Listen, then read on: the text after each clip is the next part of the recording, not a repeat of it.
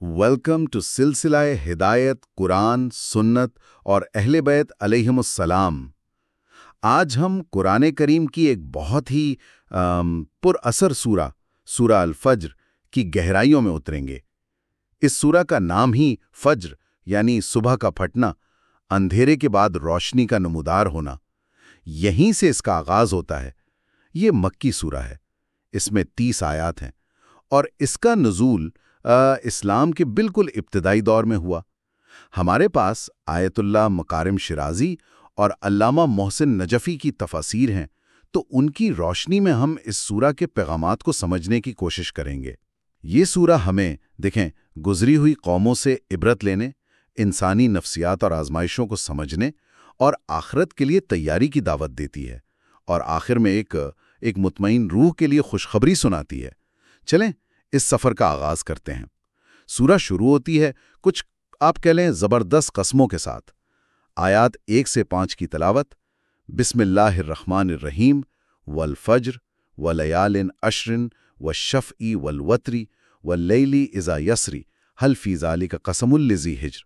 शुरू अल्लाह के नाम से जो रहमानो रहीम है।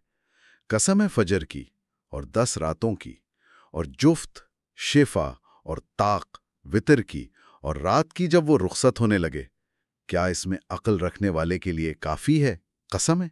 यहाँ अल्लाह ताला आप देखें दिन के आगाज फजर की कसम खा रहा है। फजर का वक्त जब रात खत्म होती है, रोशनी फैलती है, ये एक नए सिलसिले, एक नई उम्मीद का पैगाम है ना? जी बिल्कुल।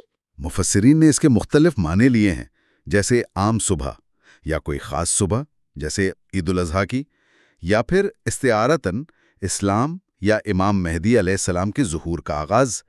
फिर कसम है 10 रातों की। सबसे मशहूर तफसीर के मुताबिक तो ये ज़िलहज की पहली 10 रातें हैं। अच्छा, हज के अयाम वाली। जी, हज के आयाम की वजह से उनकी बहुत अहमियत है। कुछ ने इसे रमज़ान की आखिरी 10 रातें या मुहर्रम की पहली 10 रातें भी कहा है। फिर कसम है जुफ्त और ताक की। इसकी भी बहुत सी तफसीरें हैं, लेकिन बुनियादी ख्याल ये है कि अल्लाह तमाम चीज़ों की कसम खा रहा है, क्योंकि हर चीज़ या जुफ्त है या ताक। यानी मखलूक और खालिक की तरह। हाँ बिल्कुल, मखलूक जुफ्त है, खालिक ताक है। या ये हज के ख़ास दिन हो सकते हैं। रिवायत में शफ़ा से इमाम हसन व हुसैन अलैहिमुस्सलाम और वित्र से अमीरुल मोमिनीन अली अलैहिस्सलाम भी मुराद लिए गए हैं। फिर कसम है रात की जब वो रुखसत हो रही हो, यानी जब अंधेरा जा रहा हो और सुबह करीब हो। ये हरकत और तब्दीली का मंजर है। एक रिवायत में इससे मुराद ईद उल अज़हा की रात है, जब हाजी मुज़दलिफ़ा से मिना रवाना होते हैं। अच्छा, वो मंजर जब हाजियों का हुजूम चल रहा होता है। जी, आखिर में पूछा गया, क्या इन कस्मों में अक्ल वालों के लिए काफ़ी दलील नहीं? हिजर अक्ल को कहते हैं, जो इंसान को गलत चीज़ों से रोकती है। गोया अल्लाह पूछ रहा है कि क्या अक्लमंद इंसान के लिए इन अजीम निशानियों में गौर करने के लिए कुछ नहीं है? ये कस्में वाकई बहुत गहरी हैं। फजर की रोशनी, मुक़द्दस रातें, जुफ्त और ताक का तसव्वुर, और वो चलती हुई रात, ये सब अल्लाह की कुदरत और उसके निज़ाम की निशानियां हैं। जी फ़िक्र की दावत है। बिल्कुल। लेकिन सवाल ये उठता है कि इन कुदरती मनाजिर की कसम खाकर अल्लाह ताला आगे क्या बताना चाह रहा है? इन कस्मों का मकसद क्या है? बहुत अच्छा नुक्ता उठाया आपने। अक्सर मुफस्सिरीन यही कहते हैं कि इन कस्मों का जवाब आगे आने वाली आयात में है, या खास तौर पर आयत 14 में। इन्न रब्बक लबिल मिरसाद। जी हाँ, बेशक तुम्हारा रब घात में है। गोया अल्लाह इन अजीम निशानियों की कसम खाकर ये बता रहा है कि जिस तरह ये निज़ाम कायम है, इसी तरह इसका अदल और इंसाफ का निज़ाम भी बरहक है, और वो जालिमों और सरकशों को देख रहा है। अच्छा, तो ये तमहीद है आगे आने वाले अजाब के जिक्र की। बिल्कुल। इसीलिए अगले हिस्से में आयत 6 से 14 तक तारीख की कुछ ताकतवर मगर सरकश कौमों का अंजाम बयान किया गया है। तिलावत सुनिए। अलम तरा Kaif फ़अल रब्बुक बिआद Iram ज़ातिल Imad अल्लती lump युख़लक़ मिस्लुहा fill बिलाद वसमूद अल्लज़ीन जाबु अस्सख़्र बिलवाद वफ़िरऔन ज़िल औताद अल्लज़ीन तग़ौ fill बिलाद फ़अक्थरू फ़ीहा फ़साद फ़सब्ब अलैहिम रब्बुक सौत अज़ाब इन्न रब्बक लबिल मिरसाद। तर्जुमा, क्या आपने नहीं देखा कि आपके रब ने कौम आद के साथ क्या किया? یعنی ستونوں والے ارم کے ساتھ، وہ قوم جس کی مثل کوئی قوم ملکوں میں پیدا نہیں کی گئی تھی، اور قوم سمود کے ساتھ جنہوں نے وادی میں چٹانیں تراشی تھیں، اور میخوں والے فرعون کے ساتھ، یہ وہ لوگ تھے جنہوں نے شہروں یا ملکوں میں سرکشی کی اور ان میں بہت فساد پھیلایا۔ پس آپ کے رب نے ان پر عذاب کا کوڑا برسایا۔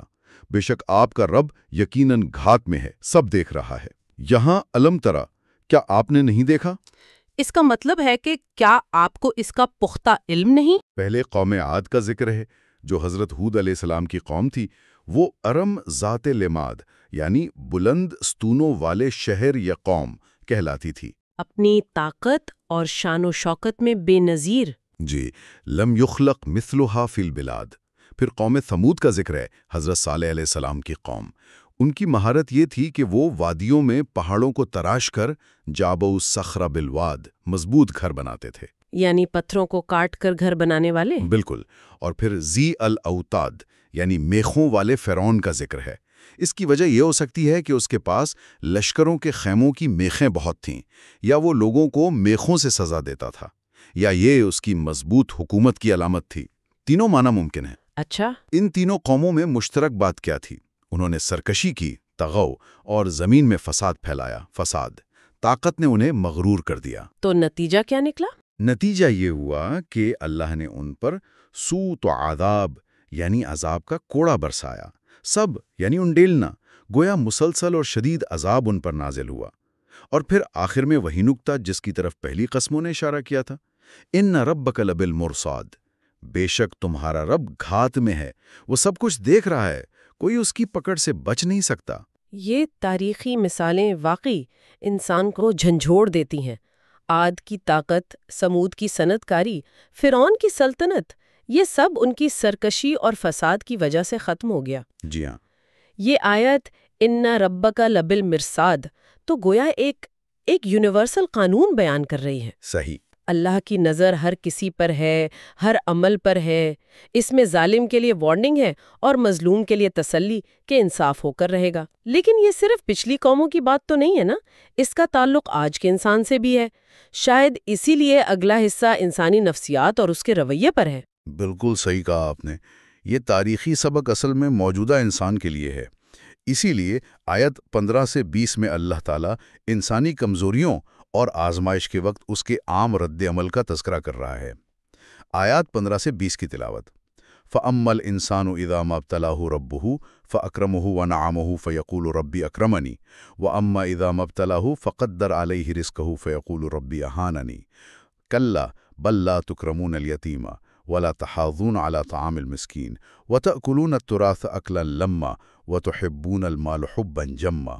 ترجمہ: پس انسان کا یہ حال ہے کہ جب اس کا رب اسے آزماتا ہے اور اسے عزت دیتا ہے اور نعمت عطا فرماتا ہے تو وہ کہتا ہے میرے رب نے میری عزت افزائی کی ہے، اور جب وہ اسے دوسری طرح آزماتا ہے اور اس پر اس کی روزی تنگ کر دیتا ہے تو وہ کہتا ہے میرے رب نے میری توہین کی ہے، مجھے ذلیل کر دیا ہے۔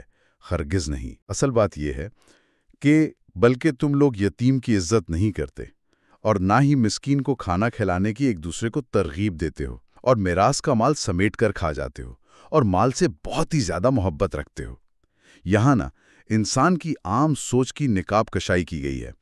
جب اللہ اسے نعمت دیتا ہے جیسے دولت، صحت، پوزیشن، آزمائش کے طور پر ابتلا، تو وہ سمجھتا ہے یہ میری اپنی قابلیت کی وجہ سے عزت ہے، اکرمن۔ اچھا، یعنی یہ امتحان ہے، یہ بھول جاتا ہے۔ بالکل۔ اور جب اللہ رزق میں تنگی دے کر آزماتا ہے تو وہ مایوس ہو کر کہتا ہے کہ اللہ نے اسے ذلیل کر دیا، اہانن۔ اللہ فرماتا ہے کلّا، ہرگز نہیں۔ یعنی یہ سوچ ہی غلط ہے۔ جی، دولت و غربت دونوں امتحان ہیں۔ یہ اللہ کے نزدیک عزت یا ذلت کا معیار نہیں، معیار تو ایمان و تقوی ہے۔ پھر اللہ اصل مسئلے کی نشاندہی کرتا ہے کہ تم لوگ یہ غلط معیار کیوں بناتے ہو؟ اس لیے کہ تمہارے اپنے اعمال ٹھیک نہیں ہیں۔ تم یتیم کی تکریم نہیں کرتے۔ لفظ تکریم پر غور کریں، صرف کھانا کھلانا نہیں بلکہ عزت دینا، احترام کرنا۔ جی، اسے احساس کمتری سے بچانا۔ تم مسکین کو کھانا کھلانے کی ایک دوسرے کو تحازون یعنی ترغیب نہیں دیتے۔ یعنی یہ ایک اجتماعی ذمہ داری ہے۔ ہاں، گویا یہ ایک انفرادی نہیں، اجتماعی ذمہ داری ہے کہ معاشرے میں غریب پروری کا جذبہ پیدا کیا جائے۔ تم میراث کا مال عقلاً نما یعنی سب سمیٹ کر حرص کے ساتھ کھا جاتے ہو۔ دوسروں کا حق مارتے ہو، خاص کر کمزور وارثوں کا۔ جہالیت کی رسموں کی طرح۔ بالکل۔ اور ان سب کی بنیاد کیا ہے؟ تم مال سے حبن جمع یعنی بے حد زیادہ محبت کرتے ہو۔ یہ شدید محبت حلال و حرام کی تمیز ختم کر دیتی ہے اور اللہ سے غافل کر دیتی ہے۔ یہ آیات تو سیدھی دل پر لگتی ہیں۔ انسان کی یہ سوچ کہ دولت عزت ہے اور غربت ذلت، یہ کتنی عام ہے۔ جی ہاں۔ اور پھر اللہ کا واضح کرنا کہ اصل مسئلہ تمہارے اعمال ہیں، یتیم کی عزت نہ کرنا، مسکین کے لیے فکر نہ کرنا، مال کی حرص۔ یہاں تکریم لفظ واقعی بہت اہم ہے۔ صرف مالی مدد نہیں بلکہ اس یتیم کو جذباتی سہارا اور عزت دینا۔ صحیح۔ اور تحاضن یعنی یہ ذمہ داری صرف میری نہیں، ہم سب کی ہے کہ معاشرے میں اس چیز کا رواج ڈالیں۔ بالکل۔ اور مال کی محبت، یہ تو واقعی بہت سی برائیوں کی جڑ ہے۔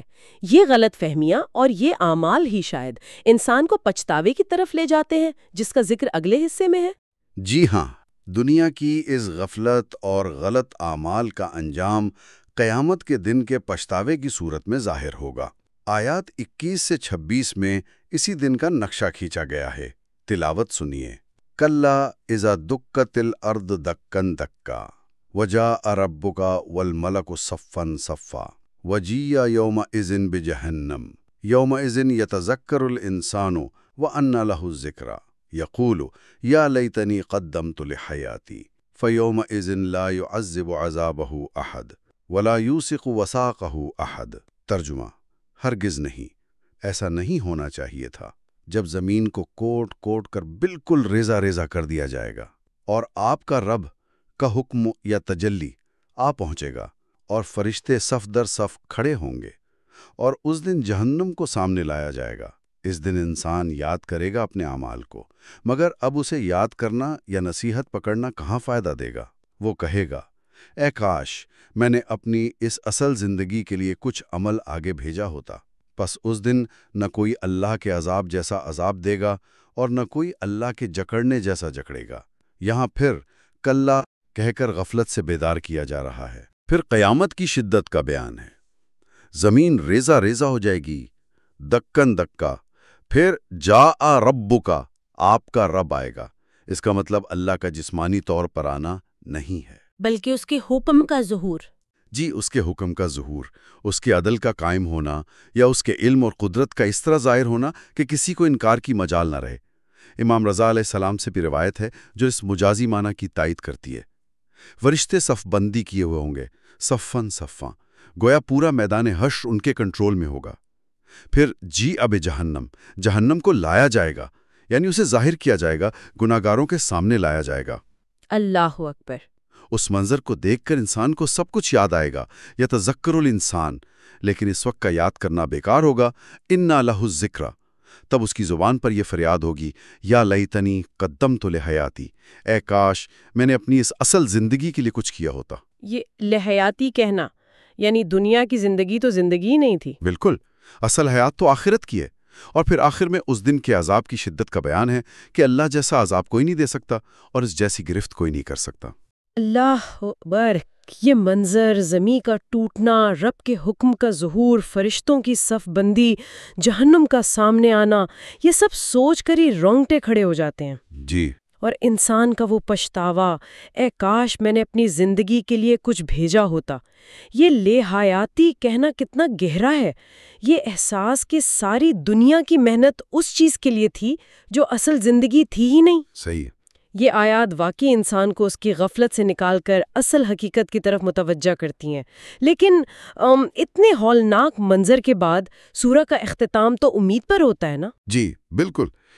اس ہولناک منظر اور پچھتاوے کے بالکل برعکس سورہ کا اختتام ان خوش نصیبوں کے ذکر پر ہوتا ہے جنہوں نے دنیا میں اطمینان حاصل کر لیا تھا۔ آیات 27 سے 30 انہی نفس مطمئنہ یعنی اطمینان والی جانوں کو پکارتی ہیں۔ تلاوت سنیے۔ یا ایتھا النفس المطمئنہ ارجعی الی ربک راضیۃ مرضیہ فادخلی فی عبادی وادخلی جنتی۔ ترجمہ: اے اطمینان پا جانے والی نفس جان، اپنے رب کی طرف لوٹ چل، اس حال میں کہ تو اس سے راضی ہے اور وہ تجھ سے راضی ہے، بس اب میرے خاص نیک بندوں میں شامل ہو جا اور میری خاص جنت میں داخل ہو جا۔ سبحان اللہ، کتنا خوبصورت خطاب ہے نا؟ نفس مطمئنہ وہ روح ہے جو اللہ پر کامل ایمان اور اس کے ذکر سے اطمینان حاصل کر چکی ہے۔ الا بذکر اللہ تطمئن القلوب، خبردار، اللہ کے ذکر سے ہی دلوں کو اطمینان ملتا ہے۔ یہ نفس اللہ کے وعدوں پر، اس کے فیصلوں پر، اس کی راہ پر مطمئن ہے، چاہے حالات جیسے بھی ہوں۔ اسے پکارا جا رہا ہے، ارجعی الی ربک، اپنے رب کی طرف لوٹا، اس کے قرب، رحمت اور ثواب کی طرف۔ کس حال میں؟ راضیتاً مردیہ، تو اس کے دیے ہوئے اجر سے راضی اور وہ تیرے اعمال سے راضی۔ یہ مکمل باہمی رضامندی کی سٹیٹ ہے، یعنی بندہ بھی خوش، رب بھی خوش۔ بالکل۔ پھر اسے عزت دی جا رہی ہے، فادخلی فی عبادی، میرے خاص بندوں میں شامل ہو جا۔ عبادی، میرے بندے کہنا اللہ کے خاص قرب کی دلیل ہے۔ اور آخر میں منزل، وادخلی جنتی، اور میری جنت میں داخل ہو جا۔ یہاں جنتی میری جنت کہنا اس جنت کی عظمت کو ظاہر کرتا ہے کہ یہ اللہ کی طرف خاص منسوب ہے، یعنی کوئی عام جنت نہیں، اللہ کی اپنی جنت۔ جی۔ مفسرین اور اہل بیت علیہم السلام سے منقول روایات اس نفس مطمئنہ کا گہرا تعلق امام حسین علیہ السلام سے بتاتی ہیں۔ اچھا، اسی لیے اسے امام حسین علیہ السلام کی سورہ کہتے ہیں۔ جی ہاں، امام صادق علیہ السلام سے ایک تفصیلی روایت ملتی ہے جس کا خلاصہ یہ ہے کہ نفس مطمئنہ وہ ہے جو محمد صلی اللہ علیہ وآلہ وسلم اور اہل بیت علیہ السلام پر ایمان لا کر مطمئن ہو، موت کے وقت ان کا دیدار کرے، سبحان اللہ۔ اور جب اسے لوٹنے کا حکم ہو تو وہ ولایت اہل بیت پر راضی ہو اور اپنے ثواب سے مرضیہ۔ پھر اسے کہا جائے گا کہ میرے بندو محمد و آل محمد میں شامل ہو کر میری جنت میں داخل ہو جا۔ یہ تو بہت ہی گہری بات ہے، یعنی اطمینان کا تعلق ولایت اہل بیت سے ہے۔ جی، روایت اسی طرف اشارہ کرتی ہے۔ سبحان اللہ، کہاں وہ پچھلی آیات کا پچھتاوا اور عذاب کا ذکر، اور کہاں یہ پرشفقت اور محبت بھری ندا۔ نفس مطمئنہ کا یہ مقام، رب کی طرف لوٹنا، اس حال میں کہ بندہ بھی راضی، رب بھی راضی، یہ تو بندگی کی معراج ہے۔ بالکل۔ اور پھر میرے بندوں اور میری جنت میں داخلہ، یہ کتنا بڑا اعزاز ہے۔ اور اس کا امام حسین علیہ السلام سے تعلق، یہ بات تو دل کو چھو لیتی ہے۔ واقعی جس طرح امام حسین علیہ السلام نے کربلا میں ہر مشکل پر صبر کیا اور اللہ کے فیصلے پر راضی رہے، وہ راضیتاً مردیتاً کی بہترین مثال ہے۔ بالکل۔ تو سورہ الفجر کا یہ سفر ہمیں فجر کی قسم سے شروع کرا کے تاریخ کے عبرتناک واقعات سے گزارتا ہوا انسانی نفسیات کی کمزوریوں اور مال کی محبت کے خطرات سے آگاہ کرتا ہے، پھر قیامت کی حقیقت اور وہاں کے پچھتاوے کو سامنے لا کر آخر میں نفس مطمئنہ کے لیے اللہ کی طرف سے محبت بھرے استقبال پر ختم ہوتا ہے۔ اس پوری گفتگو سے جو بات سب سے نمایاں ہو کر سامنے آتی ہے وہ یہ ہے کہ دنیا کی نعمتوں یا تنگ دستیوں سے دھوکہ نہیں کھانا چاہیے۔ جی، اصل فوکس ایمان، اللہ کا ذکر اور نیک اعمال پر ہونا چاہیے، خاص طور پر سماج کے کمزور طبقے، یتیم اور مسکین کے حقوق کا خیال رکھنا۔ بالکل۔ یہی چیزیں ہیں جو دل کو اطمینان، نفس مطمئنہ عطا کرتی ہیں اور اللہ کی رضا کا ذریعہ بنتی ہیں۔ اور آخر میں ایک خیال جو ذہن میں رہنا چاہیے، اگر یہ سورہ امام حسین علیہ السلام کی سورہ ہے جی، تو ہمیں غور کرنا ہوگا کہ ان کی زندگی، خاص کر کربلا کا واقعہ، کس طرح اس سورہ کے پیغام کو عملی طور پر پیش کرتا ہے۔ انہوں نے کس طرح بے مثال مصائب میں بھی کامل اطمینان کا مظاہرہ کیا اور اپنے رب کی طرف راضیتاً مردیہ لوٹ گئے۔ گویا ان کی ذات گرامی اس سورہ کے مرکزی پیغام نفس مطمئنہ کی ایک زندہ اور جاوید مثال ہے۔ جی ہاں، اس پر غور کرتے رہیے گا۔